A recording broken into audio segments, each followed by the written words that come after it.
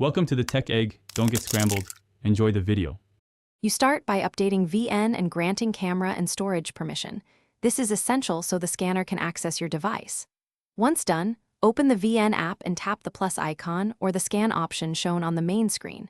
You should see a live camera view. Align the QR code inside the frame. Hold steady and make small adjustments to distance. The app reads codes faster when centered and well lit. If the scanner doesn't appear, switch to the Scan tab at bottom to find it. Now you focus on alignment and focus, because accurate framing speeds recognition. You center the QR code within the on-screen frame and avoid glare by tilting slightly if needed. Tap the screen to force focus or use autofocus. Move the device slowly closer or farther until the code sharpens. If lighting is poor, enable the flashlight toggle in VN. This reduces blur. Once the app detects the pattern, it highlights or shows a readout. Do not move. Finish by confirming the scanned content and choosing the appropriate action, because VN may offer open, copy, or import depending on the QR type.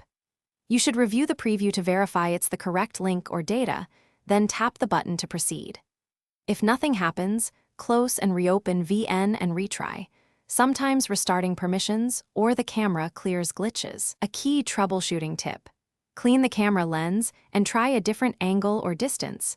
Smudges and reflections are often the real culprit. Thanks for watching. Consider subscribing if I helped unscramble your problems.